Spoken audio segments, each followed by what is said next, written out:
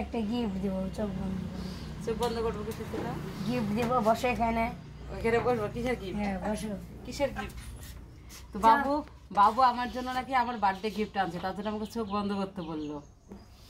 চোখ বন্ধ করবো? চোখ বন্ধ করে হাত পাতবো? হ্যাঁ আচ্ছা, এই যে চোখ বন্ধ করলাম, এই যে হাত পাতলাম। নে, দাঁড়াও। জানি না কি দিবে, ও বলছে আমাকে বার্থডে গিফট দিবে, সারপ্রাইজ। চোখ খুলবো? না, ও এখনো হয়নি, এত দেরি করলে হয়? এখন কি?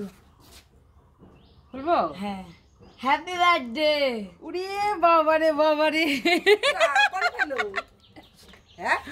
বাবু আমার জন্য বার্থডে গিফট আনছে। কিরকম কানের। লাগছে? কিরকম লাগছে? তো তোমাদের কানের ডিজাইনটা কেমন লাগছে, কানেরটা কেমন লাগছে বলো তো?